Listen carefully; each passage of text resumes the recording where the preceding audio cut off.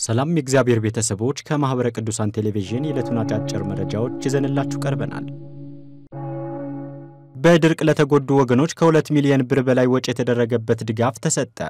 የማህበረ ቅዱሳን ሞያ ማህበራዊና ኢኮኖሚያዊ አገልግሎት በሰሜን ወሎ ዞን ቡግና ወረዳ ባጋጠመው የድርቅ ለተጎዱ ወገኖች ከ2 ሚሊዮን ብር በላይ ወጪ የሆነበትን 252 ኩንታል አስቸኳይ የዕለት ምግብ ግብዓቶችን አድርጓል። ከተለያዩ በጎ አድራጊ ምዕመናን በተገኘው ድጋፍ በዚህ ማህበራዊ ቀውስ ተጋላጭ ለሆኑ ለ3 አብነት ትምህርት ቤቶችና አንድ ገዳም የድጋፉ ተጠቃሚ እንዲሆኑ ተደርጓል። በወረዳው ካለው ከፍተኛ ችግር አንጻር ከዚህ ቀደም በማህበረ ቅዱሳን ላሊበላ ወረዳ ማዕከል በኩል ተመሳሳይ ድጋፎች ሲደረጉ መቆየታቸው የሚታወስ ነው። በዚህ የድጋፍ ርክክብ ወቅትም የማህበረ ቅዱሳን ዋና ማዕከል ልኡካን የቡግና ወረዳ ቤተ ክህነት ስራ አስኪያጅ መላከ ብርሃን ዮሴፍ ረታ፣ የማህበረ ቅዱሳን ላሊበላ ወረዳ ማዕከል የተጎጂዎች አስተባባሪዎች ተገኝተው ድጋፉን አስረክበዋል። ብፁዕ አቡነ ኤልያስ ለ257 አገልጋዮች ማዕረገ ክህነት ሰጡ።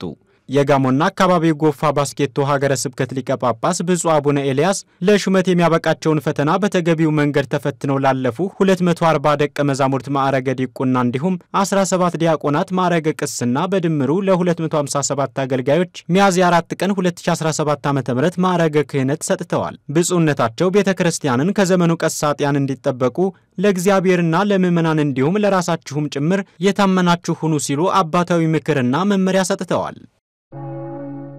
የቅዱስ ላሊበላን ቅርጽ ለንግድ ምልክትነት ከመጠቀም ካልታቀበ በሕግ እንደሚጠይቅ የሰሜን ወሎ ሀገረ ስብከት አስጠነቀቀ። በብፁዕ አቡነ ኤርሚያስ ፊርማ ተጽፎ በወጣው ደብዳቤ ለአቶ እንዳለ ተስፋይ ማስጠንቀቂያ ተሰጥቷል። አድራሻውን በአሜሪካ ሀገር ያደረገውና ሕጋዊ ፈቃድ እንዳለው በመግለጽ የሽቶ ስራን ለዓለም ገበያ እያቀረበ የሚገኘው አቶ እንዳለ ተስፋይ የሚባለው ድርጅት ከቅዱስ ላሊበላ ውቅር አብያተ ክርስቲያናት መካከል የቤተ ጊዮርጊስ ኪዳነ ሕንጻ አስመስለው የሽቶ ብልቃጥ በመስራት ምስሉን የንግድ ምልክት ያደረጉ ከመሆኑም በላይ የቤተ ክርስቲያኗ ካሏት ጥንታዊና ታሪካዊያን ቅርሶች መካከል አንዱ የሆነውን የአሸተን ደብረ ጽዮን ቅድስት ማርያም ቤተ ክርስቲያን መጠሪያ ስም በንግድ ስምነት እየተጠቀመ መሆኑን በብፁዕነታቸው ተፈርሞ የወጣው ደብዳቤ አስታውሷል። በደብዳቤው በኢትዮጵያ ሕገ መንግስት አንቀጽ 91 ህዝባር 2 መሰረት ሀገራዊና ግለሰባዊ ግዴታ በመፈጸም ኃላፊነት ያለባቸው በመሆኑ ካለማወቅ አድርገውት ከሆነ ድርጊቱ በቤተ ክርስቲያን ብሎም ሀገርን የሚጎዳ በመሆኑ በንግድ ምልክትነትና በንግድ ስምነት ከመጠቀም እንዲታቀቡ፣ ከዚህ ህገወጥ ድርጊት የማይታቀቡ ከሆነ ግን ከሚመለከታቸው የመንግስት አካላት ጋር በመነጋገር ችግሩ በህግ አግባብ መፍትሄ እንዲገኝ ለማድረግ ቤተ ክርስቲያኗ የምትገደድ ይሆናል ሲል ማስጠንቀቁን የሰሜን ወሎ ሀገረ ስብከት ዘግቧል።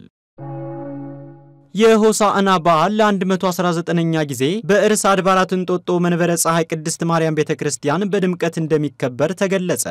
በነገው ዕለት የሆሳዕና በዓል ለ119ኛ ጊዜ በርዕሰ አድባራት እንጦጦ መንበረ ፀሐይ ቅድስት ማርያም ቤተክርስቲያን በድምቀት እንደሚከበር ተገልጿል። ከአክሱም ጽዮን በመጡ መምህራን የሆሳዕና በዓል አከባብሩንና ስርዓት አፈጻጸሙን የተማሩበት የእንጦጦ ማርያም ካህናት ለመጀመሪያ ጊዜ በዓሉን መጋቢት 30 ቀን በ1898 ዓ.ም እንዳከበሩት ይነገራል። ተመልካቾቻችን የዚህን ዜና ዝርዝር በአብይ ዜናችን እንመለስበታለን። ለዕለቱ ያዝንላችሁ አጫጭር መረጃዎች እስካሁኖቹን ይመስሉ ነበር። ሰላም እግዚአብሔር ከሁላችን ጋር ይሁን።